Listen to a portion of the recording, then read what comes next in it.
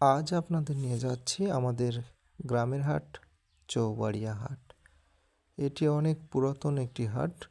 প্রায় 100 বছর আগে থেকেই এই হাটটি চালু হয়ে আছে।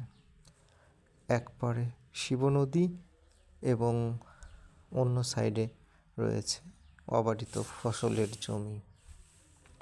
এই হাটটি আমার অনেক প্রিয়। ছোটোবেলা থেকে এখানে বাজার করতাম। আমি এখন ঢাকায় থাকি, সুতরাং এখানে বাজার করা মোটেও হয় না। মাঝে মাঝে যখন আসি তখনই এই বাজারে আসি। এই কড়ই গাছটি 100 বছর আগে থেকেই এই বাজারের ঐতিহ্য বহন করছে। বিবর্তনের এই সময়েও এখানে টিকে আছে এই মাটির হস্তশিল্প, হাঁড়ি, কলস। এই বাজারটি একটি অসাধারণ বাজার। এখানে সব ধরনের জিনিস পাওয়া যায়। বিশেষত এখানে একটা জিনিস খুব বিক্রি হয়, সেটা হচ্ছে মানুষের চুল।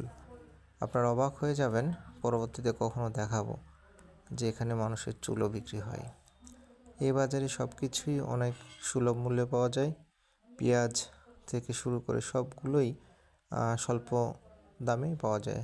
আলু আজকে 50 থেকে 60 টাকার মধ্যেই। বেগুন, সবজি সবগুলোই, এমন কোনো সবজি নেই যে 40 টাকার বেশি, সবগুলো 40-এর নিচেই। সুতরাং এখানে বাজার করতে খুবই ভালো লাগতেছে।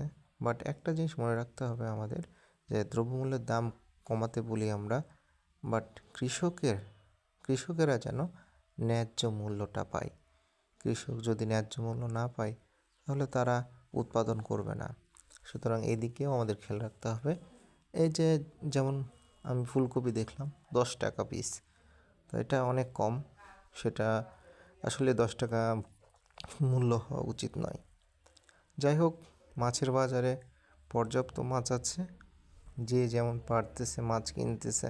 মাছের দাম মোটামুটি রিজনেবল, 200 থেকে 250-এর মধ্যে সব ধরনের মাছ পাওয়া যাচ্ছে এখানে। বড় ছোট সব মাছই এখানে আছে। যদিও এই বাজারে গরুর মাংসটা আমাদের ঢাকার মতোই 700